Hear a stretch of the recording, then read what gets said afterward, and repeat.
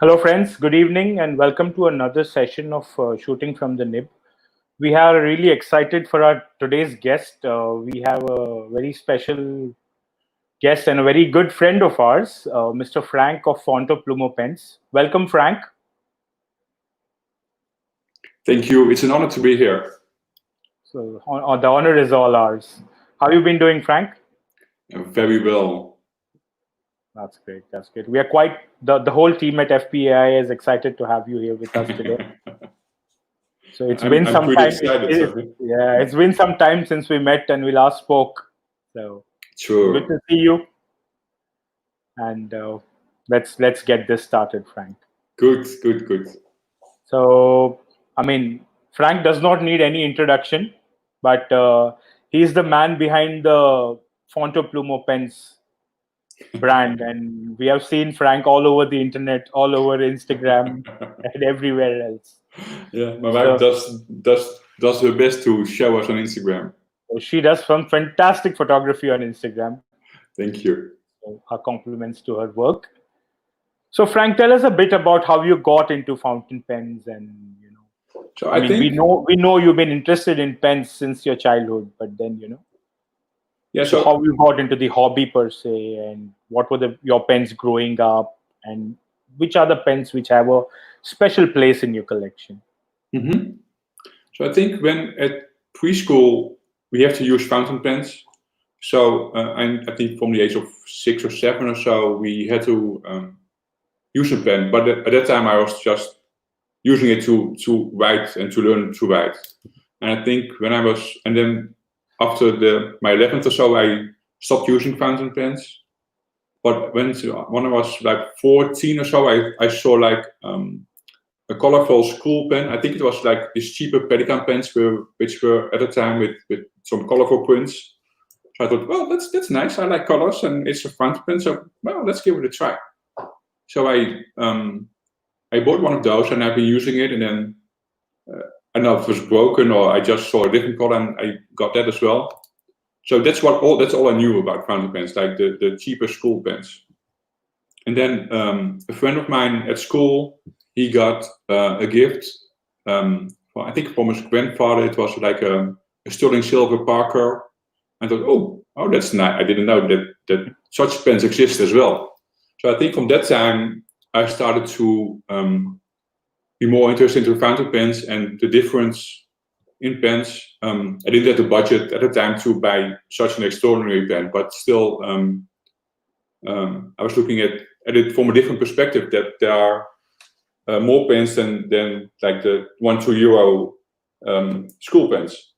And that's really, I think, that it started to grow. And then I had one pen, and then I was saving up for another. I think probably from my mid-20s or so, it really took off. And then I don't remember what like the first fancy pen was. I think it was a Waterman. I don't remember the exact. I sold those because I was getting into different pens, and I regret it now. But I mean, that's just how it goes. And then there are some pens. I don't have like a favorite pen, but there are some pens which have a special place because it is a gift. So one pen, an orange Parker. I forgot the exact model, but I had gifted from then my girlfriend, now my wife. She had been saving up for it to get me a really nice present. So I've been using it for a long time.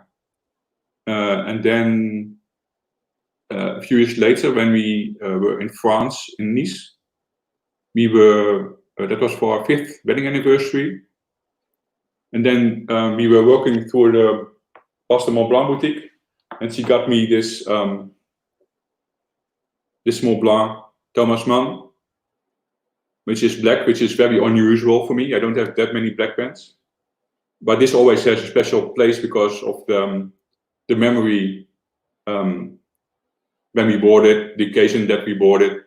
So that's one of the very special pens I have. It's a beautiful pen on itself, but still the memory makes it that much more beautiful. That's amazing, Frank. I mean, that is as romantic as a fountain pen story can get. Fascinating. So, when you said you started using pens back in your school days or early college days, were fountain pens mandatory for you back then? Yeah, so in preschool they were, because you had to use a fountain pen to learn how to write cursive. Right. It's still the case in many schools in the Netherlands that they have to use a fountain pen to learn cursive writing. But that's like at least those times they were not like the better fountain pens, so they were leaking, and Right. so that's not really the most positive experience to learn how to use a fountain pen. I guess that's the same everywhere here as well. I mean, Yeah. not many children use fountain pens today, but then whoever did or even still do, they aren't really the best of pens. But then, that's how you get into the hobby. True.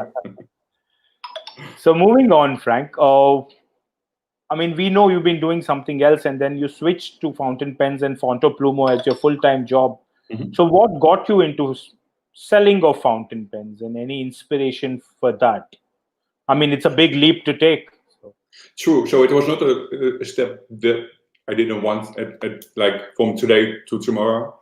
So I have been I liked fountain pens, so I bought one once in a while, and I just I got more and more into the hobby, and then right, I had a job I really liked, and I wanted to do something more, but I didn't want to lose my to move from my job. So I spoke with my wife and said, well, I need some more challenges on a different field, but I don't know what, and I don't really want to move away from what I'm doing right now. right. So he said, well, you like pens, and there's a whole internet. So, I mean, set up a website and sell a few pens a year, then it will pay for the internet connection, and well, you have something to do. So that's really the start. Like if I sell like 5-10 pens a year, then I'm keeping myself busy. I have some different perspective on things, and just a nice hobby. And it really got a bit out of hand after that. So. Well, it In a really good worked way. out, didn't it? It's true. Fascinating. So, around when did you get into selling only for? I mean, when did Fontoplumo become your main source of income? It was 2 years ago. So 2 years. the Fontoplumo That's business recent. was, yeah, it is, yeah. Yeah. So the Fontoplumo was growing, and the other job was very demanding, and I don't want to do things half. It needs to have a full commitment. I don't Right. want to feel that I didn't do something because I didn't have the time for it or because I didn't have my focus. Correct. So I thought, okay, this is a time I need to make a choice. Do I stay at the company I was in, or do I follow what I really love and just see how it goes? So I did that. I did what I really love and started Fontoplumo full time, and it's been working out great. So I'm very happy with the decision I did. I mean, it was a bit of a risk because you never know how it goes. Just a few months ago, and still is, but with the COVID-19, it can have a big impact on the world and the economy. So when you have a fixed job, then that's easier to get to process than when you are on your own, like when you are self-employed. But everything is good, and I'm very happy with this decision. And I love the feedback which we get from people that that we make some difference in the business, and that there's a place for us in this business. So you covered a bit of my next question, but which was what has been your journey from the time you started selling pens, and what have been your high points and low points as a seller. I mean, you given us your background and how you got into the hobby, but as a seller and as the man behind Fontoplumo. So when we started in 2012, there were two main brands I liked, which were Delta and Montegrappa. So I reached out to them at that time and saw if we can offer those to sell on a web shop, which they fortunately agreed to. And then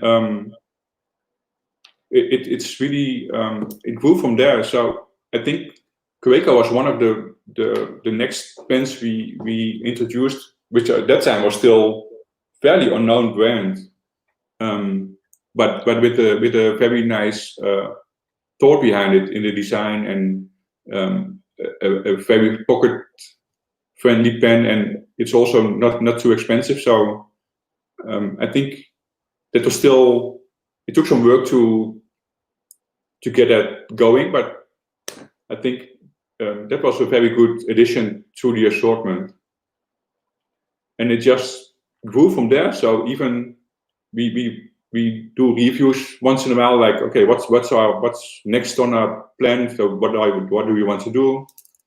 And it really takes me by surprise sometimes that, well, I didn't think about doing this, like one step, like I didn't even consider it yet for maybe 3 years, and now we're already doing it. So sometimes it's moving faster than I think, but that's what I love as well. I'd like to have things keep on going and keep evolving. And I think I forgot some of your questions, so if you can repeat some, I think. No, so I think you covered most of it, but we Okay. just wanted to know, like, so you told us about your high points. Have you had any low points? There are always points like not really low, like very bad, but there's always a case where you think, well, you're in a discussion with a customer, you think, well, that doesn't really feel well. And then I take it to myself, and but then I try to learn from it. Like, okay, what went wrong, or what was this point of view, and then I take what I can to learn, and then I try to forget it, because I really want to focus on the positive things, not keep hanging in the negative. I bet you don't have too many complaints, Frank. Fortunately not. But there's always something. I can attest to your service. Speaking of Kaweco pens, my first Kaweco was from you, and as luck would have it, it got lost, and you were very graceful in replacing the pen for us for absolutely no fault of yours. So thank you so much for that. And that was the testament of your level of service and commitment, and that was a very good start to our relationship. And so I'm very happy I did now. Yeah. Right.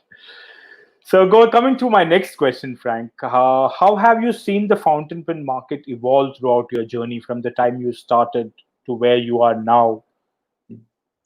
Because you have a fairly international presence now. And Sure. what has been your observation, and what do you feel about the evolution of the market? So I think it's growing, it's getting more mature. I mean, it was already getting mature. So I think there was like a downturn in pen usage. I don't know the exact date, but maybe 10, 15 years ago. Maybe 20.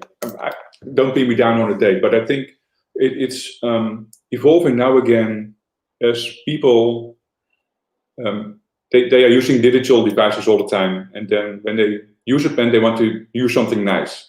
Either a nice fountain pen or a nice ballpoint, which doesn't mean expensive, but just something which does not come in a box of 100.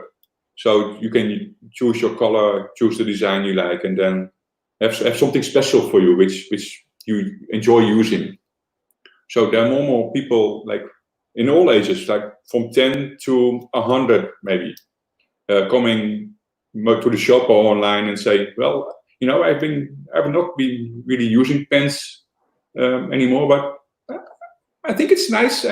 There's something special, and when I do it, I want to do it with something special, which says like, okay, this is me. I mean, this is not like the pen the company bought for me, but this is a pen I chose. I went to a store or went online and did some research, and I thought, well, this really speaks who I am. I think this is becoming more of a thing when using a pen. And also the collection market has been growing since Montblanc, the writer's edition, the first Hemingway, which is going over the top now, and some more pens which are special editions, which are really sought after. So there's a big collection market as well, not just a users market. And the same for the Lamy Safari, which they bring out each year. The candy colors this year, I mean, I can't speak for every seller around the world, but for us, this was crazy. I mean, that was very popular pen. So it seems like more and more people start to be collecting pens and using pens. The colorways seem to be very popular, be it Lamy or Kawekos or the Leonardos. Yeah. Yeah. So yeah, that's fascinating, Frank. And like you said, I couldn't underscore it more. Like the a personal touch, be it at a shop or online, but the personal attention really makes the purchase special. So And that's what I try to do. I mean, if someone has a question, so we introduced the chat function, I think last year or so. And I see it really helps people out. They have a question, and then when they have more, you start to also to bond. I mean, if you chat with the person a few times, then you know his preferences, and sometimes you know something about what's going on, and then you just start to feel what the person really is looking for, and that helps also with making decisions in pen buying or not buying. I mean, if that's the conclusion as well. I mean, that's important. Right. That's great, Frank. Thank you for that answer, Frank. And we have my friend Mihir here with us today, who will run us through the next further part of the session. Thank you so much, Frank. Thank you too. Hello, Frank. Hi, Mir. So nice to see you after so many months. I mean, the last time we interacted was back in March when you were here in Mumbai, and we had dinner and had drinks a couple of nights. Those were fun times, and I hope that we could go back to having those fun times again. It was really interesting for me. I have spoken about this several times, and I think I will continue to do so until I attend my second pen show. But I've only attended one pen show till now. That was the San Francisco Pen Show in 2016, and that was a wonderful experience. It was just fabulous. I was just a year into the hobby, and going there and attending that was fabulous. I was actually supposed to attend the same San Francisco Pen Show this year, but obviously I had to cancel my US trip, and then I found out 2 days ago that they have cancelled the SF Pen Show this year. But then going abroad and meeting different people, there were people from so many different parts of the US and from other countries as well. It was my first experience getting my nib worked upon by Dan Smith and then Mr. Masuyama-san. So it was a fabulous experience. Now, I'm sure that you have probably now interacted with people, customers from all over the world. And in March, you visited India and interacted with so many of us, not just from Mumbai, but from Delhi as well, from Kolkata as well, from different cities of Mumbai. What was your experience? I mean, you must have interacted with fountain pen uh, aficionados or enthusiasts from so many different countries. What has been your experience till now? Do you find that the enthusiasts are the same everywhere? Do you find that they are different in their approach, in their thinking, or do they consider this hobby to be elitist, or do they consider this hobby to be very common? What has been your experience? I think this is, at least my point of view, is not so much related to countries. There are people in every country who love the hobby and who like to talk about it, um, to try different pens. And there are also people in every country who think, well, a fountain pen, really? What? I have my 2 cents bureau here, so I mean, who cares?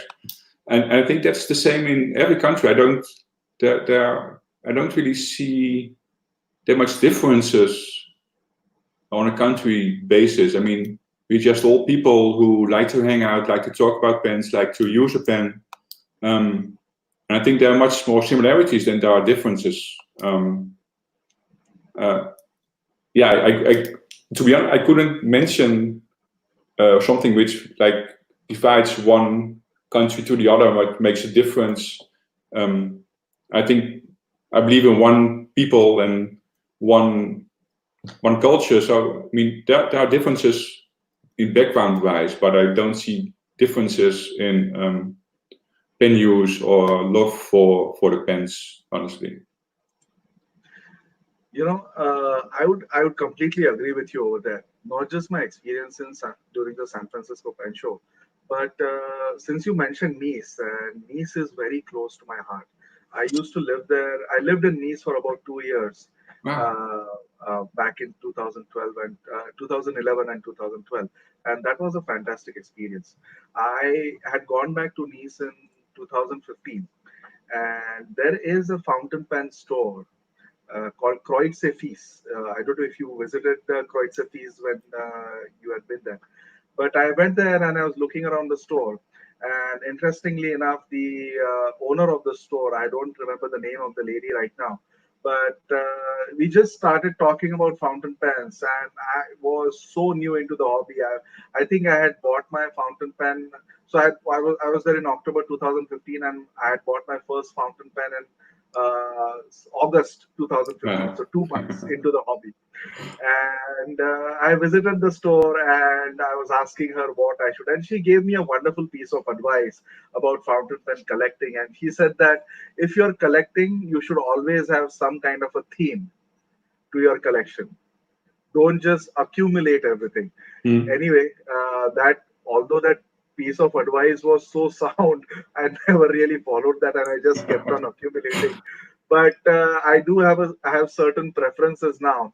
But there was one thing I wish I had done at that time. She had offered me a Waterman Le Mans 100 in wood from her own collection, Wow. and she said I can give that to you. But for me at that time, thinking about a 400 euro pen was something I had not even imagined or considered, because, like I said, I had bought my first pen barely 2 months ago. Mm. But now looking back on it, I wish I had just spent those 400 euros, and I would have had such a wonderful pen in my collection. Because she said that I'm happy to start you off with a nice pen, and the Le Mans 100s are so hard to come by in good condition. And this was even a special edition one in wood. So it was very interesting. But anyway, I hope I can get that one day. But so that kind of brings me to my next question. You have now said that you haven't seen really a change in the thought process when it comes to, or how people behave when it comes to fountain pens. But I'm going a bit into statistics right now. But do you find that there are certain preferences for certain kinds of pens from different parts of the world? So maybe Indians might have different preferences, or Japanese might have different preferences, or Americans might have different. Have you found that in your in your business? So I think, generally speaking, yes. But then I was quite surprised this year. Like so, in my mind, Asia always tended more to the fine, extra fine nib sizes, and now this year they go more into medium board or even double board nibs. So that threw me off a bit. Like, oh, what's going on? I mean, shouldn't you buy extra fine or fine instead of a board or double board? So that's so from what I thought that was like a given is changing, and then maybe some other countries that they used to go for medium or board now go to the more fine or extra fine. So that's really like kind of funny how things are set in my head, and then you're proven wrong because things are evolving and people start to use pens for different different things, and then they just go from an extra fine to a double board or a triple board, or like Scriba with the flex. There was some flex, but I think Scriba really did a good thing with bringing back a very good flex pen. And also flex pens get more and more demands, and people more ask for flex pens as well, in all budgets. So so what I thought always was like that's a given. It's changing and it's always evolving. So I think it's not possible anymore to think, okay, it's always been like that, and that's how it will be for the next 10, 15, 20, 100 years. So it's constantly changing. And also in colors, I mean, I don't see one color going better than another color in some geographies. It's more like, and I think also like people are moving. So, I mean, if I'm Dutch, doesn't mean that all people here are white with beards and glasses. I mean, there's a very big multicultural population here, and they all have different preferences. And my wife has different preferences than I have. So, I mean, it's always changing and evolving, and there's so many people everywhere that I think you cannot speak about geographies anymore because everyone is moving everywhere. Right. But then that has been a really interesting answer, because I did not expect that certain people would have the preferences that you just talked about. Now, going on to the next question, but before I go on to the next question, I would really like to understand what the name Fontoplumo actually means. So it means fountain pen. It's in Esperanto. So when we were thinking, so we knew I was going to make a business in pens, I was going to do a hobby in pens. It was not a business at the time, it was just a hobby. So then I thought, okay, what's a name everyone can pronounce? Like vulpen, I mean, this is Dutch for fountain pen. That's not really easy for if you're not Dutch. And then English, I mean, that can be some pronunciation difference as well all over the world. So I thought, well, what's a common language? So Esperanto is not a language everyone speaks, or hardly anyone speaks, but at least the pronunciation is different. It's easy, so because it has so many influences from so many different languages. So it's recognizable in some part, and it's relatively easy to pronounce. I think I just heard one person speaking it differently than I thought it should be pronounced. So it apparently is very easy to pronounce it and to read it, and that was the main thing. And it means fountain pen. So I mean, that's what we're all about. So. Wonderful. Well, I'd just like to understand. So you said the language is Esperanto. I've not heard of this language. Where is this from? So there was I don't know the exact history, but there was a person who knew a lot of languages, and whose idea it was to have one common language across the globe or for Europe. I'm not so sure. So we thought, okay, how can we get one common language which everyone understands and it's easy to pronounce? So we combined Portuguese, Spanish, Latin languages, and he just put it in a melting pot, and then Esperanto came out. I mean, it's a bit more complicated than I just explained, but it was his idea to have one common language, and he combined some of the mother languages and just combine them to have a language which could be good for anyone, really. Thank you so much for explaining that. I had no idea about this language. I didn't. Maybe I made some big mistakes. I'm not sure. But at least that's don't worry. I won't hold you to it. But it was definitely very interesting to learn about that.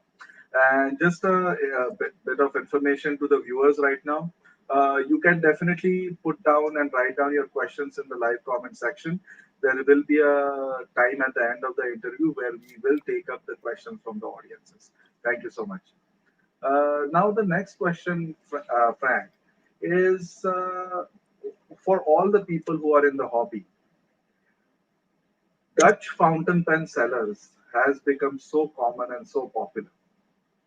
So I wanted to understand, what do you attribute this popularity to?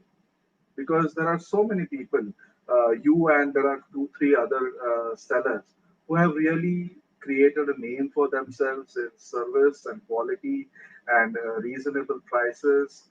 So what do you think has led to this popularity of Dutch sellers in particular in the international market? I think one thing is that internet availability was good here in the Netherlands very quickly, and we are a nation which typically looks beyond borders, and and it is very easy to adapt to new technologies. So speaking about fountain pens and technologies, that may be a bit like a contrast. But I think, and we are a trade nation, so historically, Netherlands always traded across borders. And that combined with good availability of internet and a good logistics network across the country, I think really helps of getting some very good shops set up and be successful in what we're doing. That plus maybe some coincidence, but I think those things like the internet, the logistics network, and the trade mind really helps or sets us apart from having so many of shops here relative to how small we are.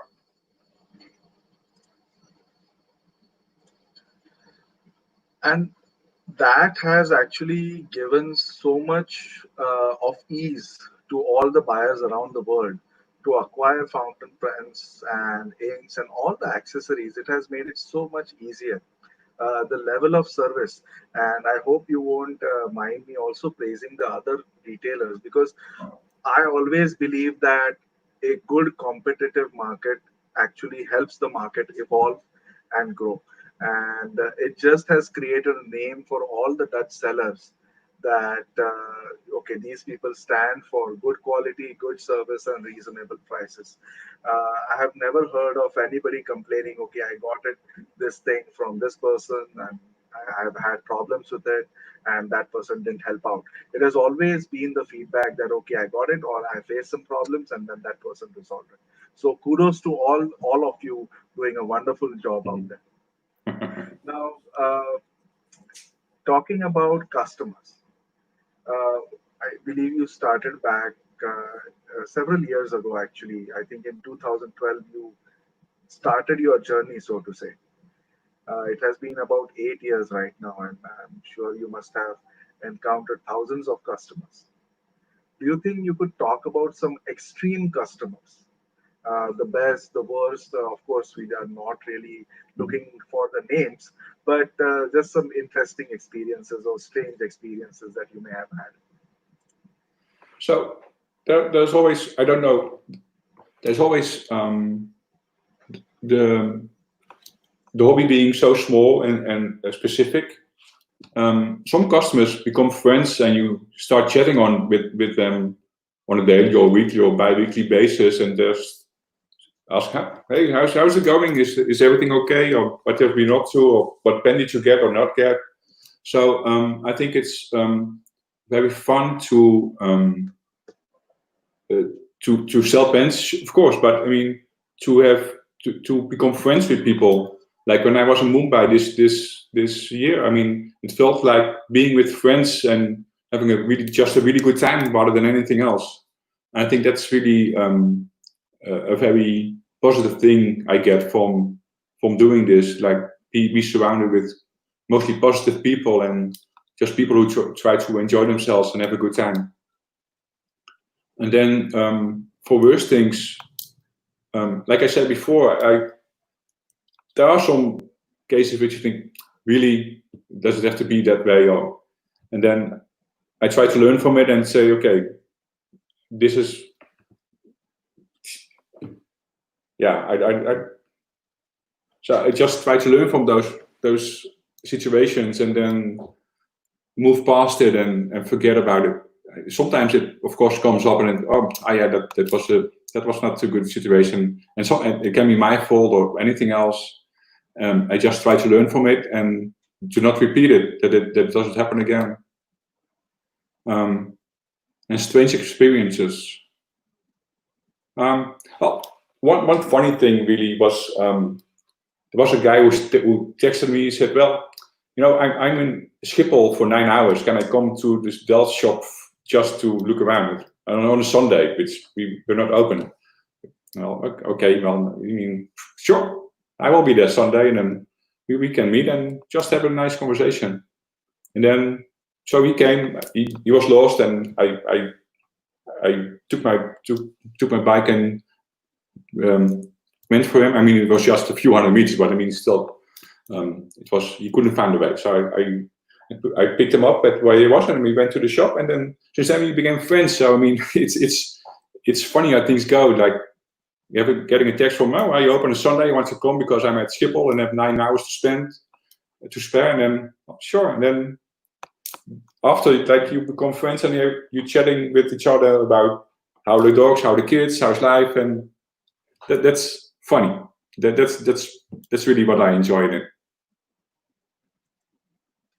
I'm sure that must have been a really interesting experience for you. Yeah. To meet somebody like this and then become friends like that. The next question actually is again, how do you handle conflicts with your customers? Do you accept the principle that the customer is always right? So out of a principle, I don't think the customer is always right. I try to be accommodating, and I try to help out whenever I can. But I mean, so I try to do whatever I can to make the person happy. And as long as we can have like a good conversation, explain to each other what's going on, what's wrong, and how we can make it better. Okay, then I'm always happy to help it out. When it's my fault, of course, we will always do whatever we can. But if it becomes unreasonable, then I think, well, okay. I mean, there are limits to what always right means. So and it needs to be within reasons for everyone. And when you're friendly, then I can be more accommodating to when people start out to be very aggressive from the get-go. So I mean, it's still a person's business. So is it always right? But I mean, we always try to do the right thing. Although I'm not really in the kind of business that you're in, I'm a lawyer. And I can't hear you right now. Oh, you can't? Oh, now I can. Yeah. Okay, sorry. So, although I'm not in the business or the kind of business that you're in, I'm a lawyer, so I can't really have the liberty of saying that my customer or my client is always right. But I have to project that. I have to defend that before the honorable court. But having said that, it is always a difficult line to walk on. I used to work in the hospitality industry. I used to work in hotels back in the day. And even at that time, the company that I used to work for, they had this policy of ensuring or training all their employees by saying that the customer is always right and you should always treat it as that. That is a very difficult thing to do. I have had several interesting, worse, bad, horrible experiences walking that really fine line. So I can very well imagine how difficult it must be for you as well. But I think I would agree with the approach that you have chosen, where you try everything you can to make the customer happy, but there is always a limit to how far you can go. Yeah, and true. Right. Now moving away from service a bit, let's look at the uniqueness of Fontoplumo. And you're one of the few sellers or people who have collaborated with the likes of Coned and Kaweco, and you have had your own special editions. Can you talk a little bit about those collaborations? Because I'm sure there are so many people really interested to know about how those came about. What was the idea? What was the kind of interaction that you had with them? Obviously, we are not looking for anything that is confidential, but anything interesting that you could share with the viewers. I think with Coned, one event which we are very proud of, we met Werner and Francis and Jonas were there as well. And I think in 2014, 2015 at the Cologne Pen Show, we had a table there to sell pens to the visitors, and then they were just on the table behind us. I didn't know Coned before that day, but he had a pen on the table. And I'm not so much into transparent demonstrator pens or black pens, But he had one pen on the table that, well, that's something very pretty, and that's really. I was in love with the pen from the start. So, but it was not a very cheap pen, so I didn't say, well, let's get it. So I think about it all day, and through the day when there was not someone at the table, I moved around and talked to Werner. What's the pen? What's it all about? And then stood up, took it in my hand, had a check. And at the end of the day, I couldn't go home without a pen. So I mean, it was impossible to go home without that pen in my pocket. So and that was the start of Konit and meeting Werner and his team and talking with him. And I think then a year or so later they had like a Konit day where they invite people to come over and just see the production, have a check of the products. Sorry, and just chat with each other. So we went there, and so I'm having the mystery mixed up a bit. So and then at least another time I was there with my wife Agatha, and I think it was maybe the third or the fourth time we met.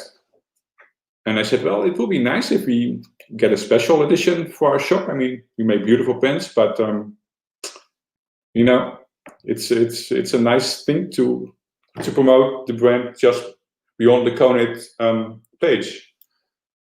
So we chatted a bit about it, and from there the Konit Monarch started out. The king size was the first pen that came, and it had a really good response. So just for the people who don't, this is the Konit king size. This is the orange ebonite king size bulk filler. So where it used to be transparent or black, we thought, well, let's make it pop it out and get an orange one, because I like colors. So I mean, and orange is the Dutch color, so why not get a Dutch colored Konit? And that really started to get traction. So we also had the KWZ ink to go with it, the Monarch ink, which is sold out now. But I mean, with the introduction, we had the pen paired with the ink. And then a few years later, we got the Minimalistica. I was driving to Konit, and I thought, well, it would be nice to get a pen which is like a bit more pleasantly priced and more affordable, at least to a bigger group. And I spoke with Werner and Jonas and thought, well, why not get a transparent king size with just the orange ends? I go, really? Yeah, I think it will be nice. Oh, sure, okay, let's do that. And it became hugely popular. I mean, it's a beautiful pen, which just has two tiny pieces of orange, which still make it very special. At least I think it still makes it very special. And then for the Quebecos, we had a few very small ones of Quebecos, which they still had around.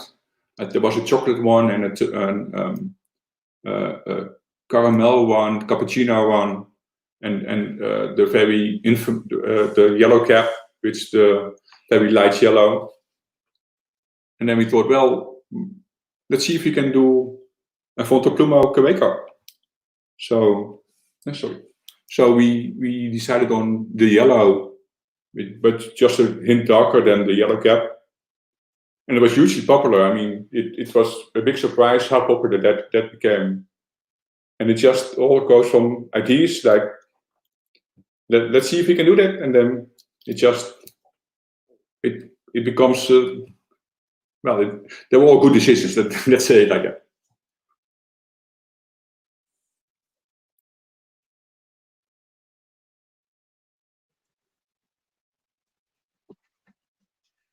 That was a really interesting story, Frank. Are you able to hear me? I can't hear you. Okay. No. Are you able to hear me now? No. A tiny bit.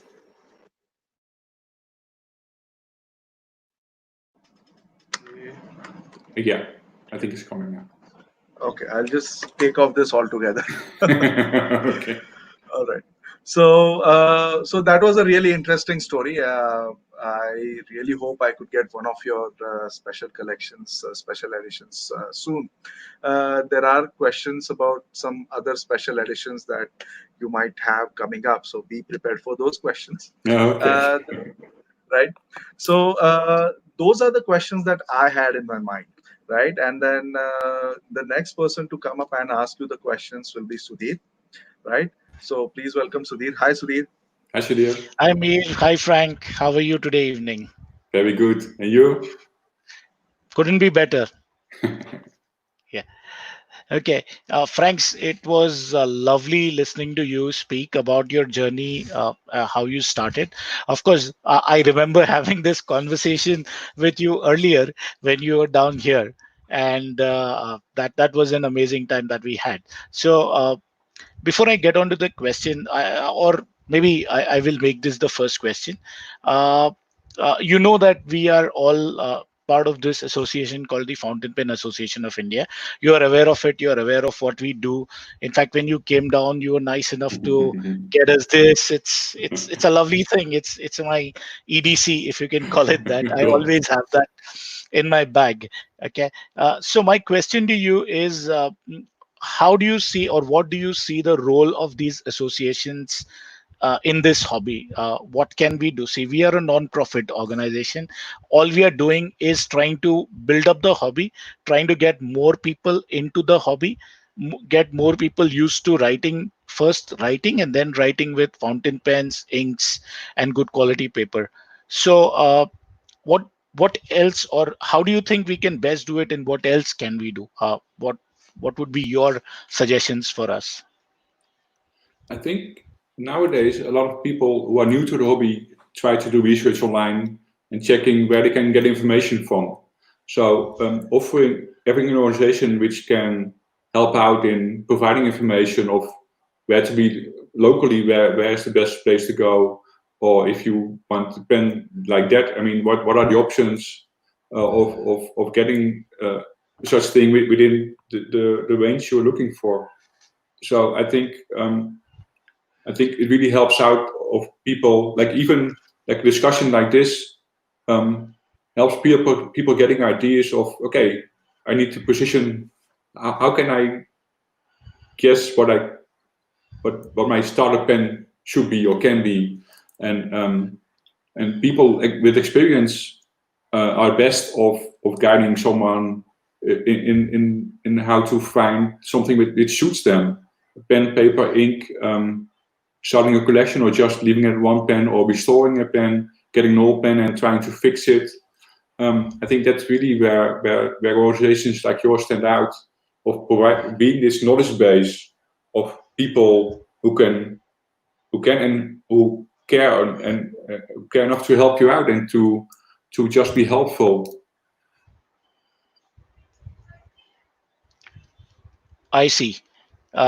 Yes, thanks for that, Frank. And yes, that's why we started this association. In fact, that's why we are also doing this series of live sessions discussing with different kind of people in terms of their experiences and what people can learn from just listening to others talk. I mean, it does not have to be some kind of knowledge or education being imparted all the time.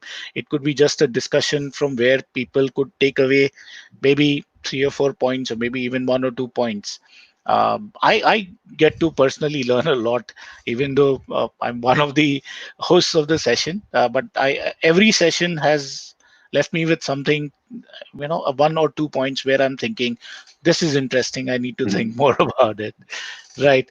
So, Frank, you told Mihir and the audience about the two uh, collaborations that you had with Conid and with Kaweco. My next question to you is, what is next? I mean, if you can, if you're in a position, if you can reveal that, if it's not confidential, what can we expect from Fontoplumo?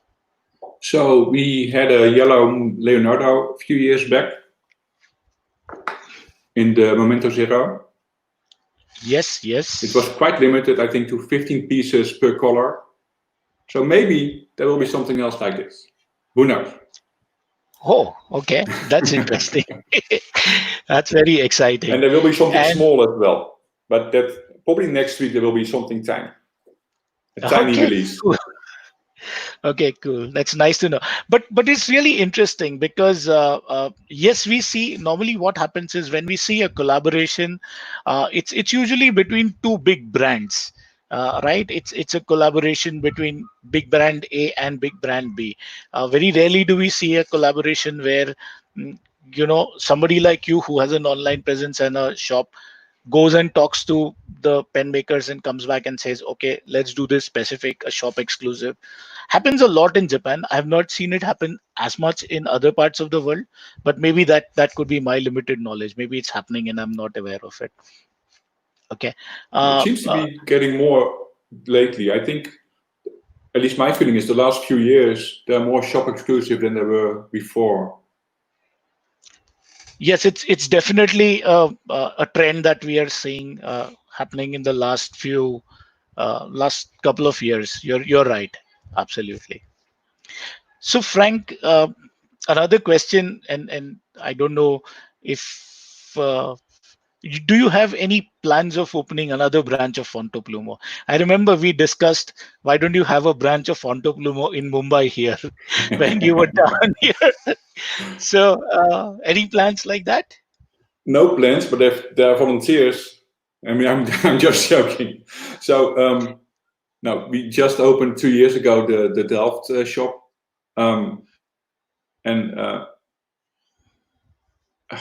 I mean, things are evolving fast sometimes. So sometimes you think, well, that will never happen, and the next day you're thinking, oh, maybe that should happen. So there are no plans now. I don't know if there will be in the future. Okay, okay, got it, got it. So Fontoplumo, just my message to the audience would be: you can always go to Fontoplumo website and get stuff. You can always go to or talk directly to Frank, and he's happy to talk with us and ship the pens and work things out. But if I'm ever in Netherlands in Delft, I am going to make a trip down to Fontoplumo, Me and too. just for the benefit of our viewers, if any of you are down there, my request, and if you like dogs, my request to you would be to go on a Saturday, because that is the day on which Frank's Cocker Spaniel Oscar accompanies him to the shop. And I remember him telling me that there are a lot of people who come there on the shop on Saturdays just because Oscar is there, right, Frank? True. Then they are disappointed if he's not there. Then, oh, where's Oscar? I mean, I'm coming here to see Oscar. I mean, who cares about pens? I want to see the dog. Oh, sorry, you just left home. I mean, it's really funny. He's so adorable. People love him. Yeah. I know pups are adorable, and that's what I'm going to do. If I'm there, I'll let you know in advance so that we can Please come there do. and meet up with not just you but also Oscar. That's very nice. Okay, Frank, I want to also ask you a personal question, because again, I'm aware a little bit about the fact that you like watches in addition to fountain pens. So, what other hobbies, what other rabbit holes are you into apart from fountain pens? So, as you like fountain pens, and then as you mentioned the watches, I think those are two big enough rabbit holes to be too limited to that. So I do love watches. Yeah. So um, I was searching for quite a bit of time for a watch I really liked. So I had a Meistersinger a few years back, which is like a single-handed German-made watch. And then Yes. I came across on Instagram. I came across with a Delft watchmaker, Holt Hendricks. I thought, well, that's a nice. It's made in Delft. I mean, that's a beautiful watch, and it's made in Delft. So let's go and see. He makes 3D printed watches, which are like extraordinary. I really love them. So getting one last year for a very special occasion, then I thought, well, there's a special occasion this year, I think, so I need to get another one. So that's that got me a bit of trouble with spending. So I mean, I think those two, it's like a very very nice rabbit hole, and I think it's enough for those just those two. Yeah, and they can be very expensive. Both of them put together, they can be very deep rabbit holes because it's something which I share with you. I mean, I remember talking about watches. Okay, so Frank, those were my set of questions that I had. Tried to keep it a little light-hearted. We will now check and for questions from the audience, and if I believe we have a little more time, right? We can take a few questions from the audience if you don't mind. Of course, no, we'll be happy to. Okay. So while we wait for the first question to appear on screen, there was one question from Kunal Gupta which says, Frank, which is the most expensive pen you ever sold? That would be Monte Grappa's in silver, which retail for about 4,000 euros. Okay. So Right. that's still, I mean, they are beautiful pens and they can go pretty steep quite quickly. And that's also a price which I'm still like comfortable in having and selling without getting into, well, Something that's too extreme. yeah, We have this exactly. question. Yeah. The next question comes from Mr. Subramaniam of ASA Pens. What's your opinion about Indian pens? So when I was in Mumbai early this year, I of course saw a lot of Indian pens, and I think there's a good market for it. I didn't start offering pens yet. I'm looking for what's the best way to introduce them, at least from my point of view. I mean, there's already a big market for it, but I'm just thinking, okay, how can I fit this to the Fontoplumo business line? And I think it's going from being very conservative to being more innovative in filling systems, in designs. So with my limited knowledge of Indian pens, I already see that it's evolving and becoming more and more fascinating and more professional. And that's really what I really love to see. And who knows, maybe there will be a Fontoplumo Indian pen one day as well. But it's I'm very happy to see that it's evolving more and more. That is attention for details, attention for different mechanics, different designs. I'm very happy to see that. So thank you, Frank. I'm sure the Indian pen makers are feeling good that this is the perception of people who are not. I mean, see, we buy a lot of Indian pens ourselves, and like any other country, we are also patriotic and we think this is the best in the world.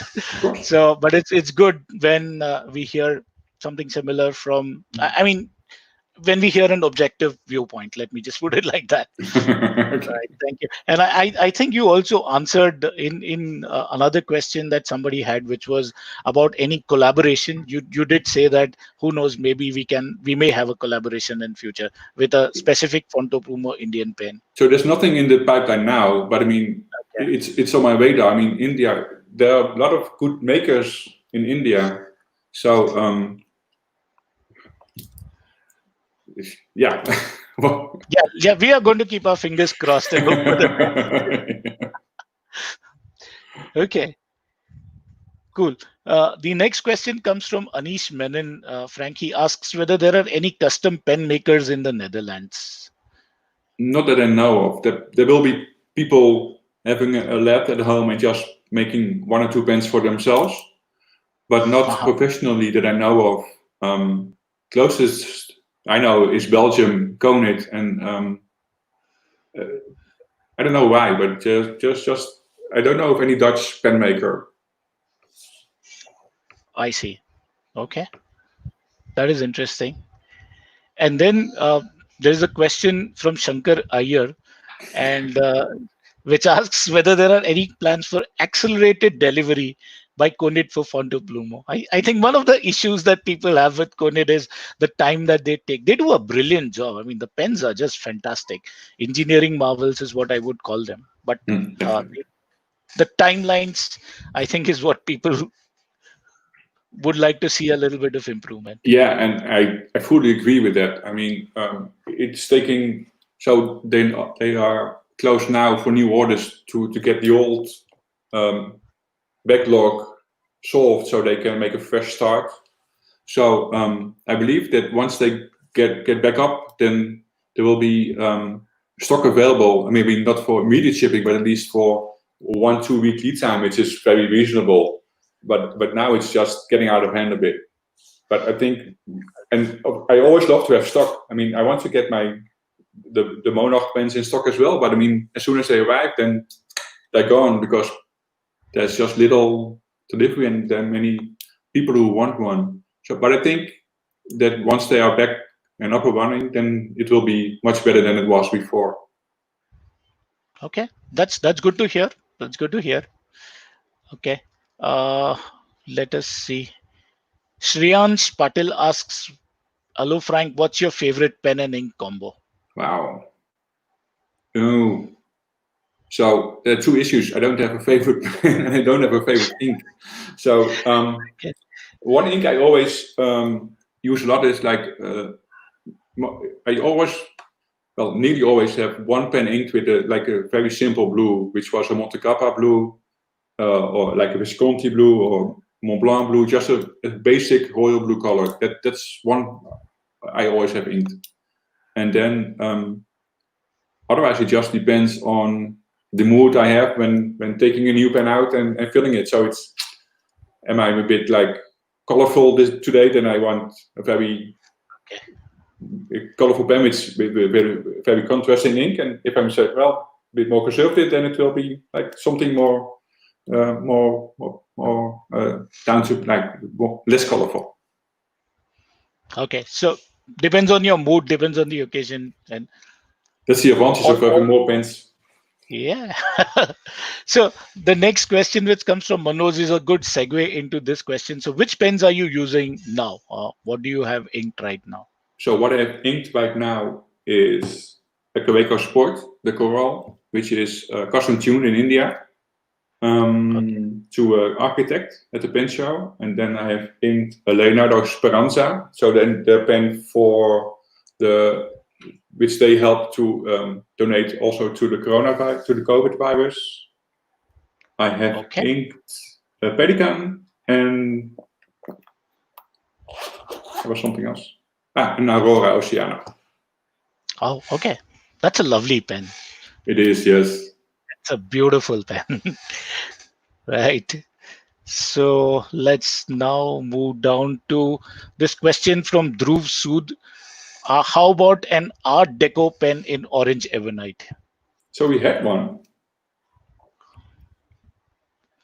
Okay. This is like this, maybe not too orange. This is terracotta one, but the too orange, that would be nice. It's yeah. Who knows? A future product idea for you, maybe. Definitely, yeah, very good idea. Yeah, I love orange and I love ebonite, so and I love the Leonardo Art Deco, so it's a very good suggestion. Yeah, good. So we have a set of 3 questions from Nikhil Raj. Starts with what are your favorite brands, and then goes down into what are your favorite pens from those brands, and then one question which I would say is slightly away from it. Are you a vintage pen user or a modern pen user? So the last one is easiest to answer for me. I'm more a modern pen user. Okay. And then what are my favorite brands? So then I like, in general speaking, I like Italian pens like Leonardo, Monte Grappa, Aurora, because they have some flair to their designs. I cannot put a nail to it, but you just have something Italian, like there's a love of life in the pens. Okay. And the favorite Leonardo is the Momento Zero. That's the first one, and I think it's very classical, going back to the early last century in design. From the Monte Grappa, I like most the Extra Otto. It's not a very good pen.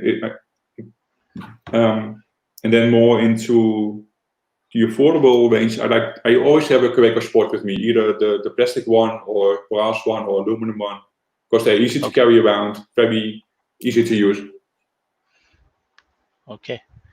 So, Frank, I'm going to insert my own question here, which is, have you ever thought about a Fontoplumo pen? Which is made specifically for Fontoplumo, branded Fontoplumo, not a collaboration, your own Yes, pen. I did think about it. Yes, Okay. that's all I can say. Okay. It's in my head. Okay. I hope you're still thinking about it for the future. Me too. Okay. Right, Frank. Uh, okay. This is a question from Sanjeev Sharma about the Fontoplumo FPAI pen cases. Now, Sanjeev ji, to not put Frank in a spot here, the delay is from our side, and mostly because of the COVID-19 situation, because we still don't have the deliveries happening. It's still under discussion with Frank, and believe me, we want to get it done as much as you do, and Frank has promised to help us with that, so we will Of get course. that done. And also, Rickshaw is pretty busy now. They also still catching up with Yes, production. So. correct.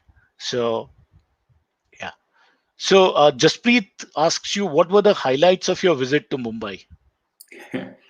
Dinner and drinks in the evening. I was hoping you would say that. was a wonderful time. Yeah, it really was a lovely time. Yeah, and he was there himself. So I'm pretty sure that was the answer he was expecting too. Probably. Yeah. Okay. All right. Uh, we will just wait for a couple of minutes to see if there are any other questions coming in, Frank. Because the last time I saw, there were 3 questions in addition to what I saw. Sure. So we just give that. But otherwise, Frank, thank you so much for spending a Saturday evening with us. I will request my co-hosts to also come back on screen. And yeah, there they are. Mhm. Okay, it was wonderful to hear you speak about all these and answer all these questions. Your journey is, I will say, it's unique in its own way, but it's good fun to hear it. It's like a story, there is a story, but it's always good fun to hear that story from somebody else. So True. that's how it was, Frank. So thank you so much, Frank, for spending your Saturday evening. Thank Um, you. and Pradeep, Mihir, any closing comments from your side? Thank you so much, Frank, for doing this with us. And I'm sure one of us is going to pester you for a cornered monarch soon enough. Probably me. Yeah. Thank you again, Frank. Thank you so Thank much. you. Thank you so much for joining us. And like Sudhir said, I really know, having lived in Europe for some time, I really know how important weekends are. And you spending the Saturday evening with us away from your family, that is really special. And we really take it as our privilege that you agreed to spend so much of your precious time with us. It's been a big honor. I'm really honored to be in the show and to talk with you all and answer questions and just have a chat. It was beautiful. Thank you. Just a tiny little thing, Frank. A lot of us want to see Oscar. Is he around? No, he's not around. It will take about no. All right. I will ask I will see if we have some pictures we can post on Instagram later. That would be amazing. No problem. Right. Thank you, Frank. Thank you. Okay. Thank you, Thank Frank. you so Good much, night. Frank. Yeah. Thank you. Good night. And to all the viewers, thank you again for joining us on this wonderful session.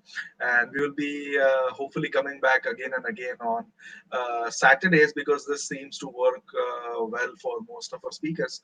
So hope to see you all again on next Saturday.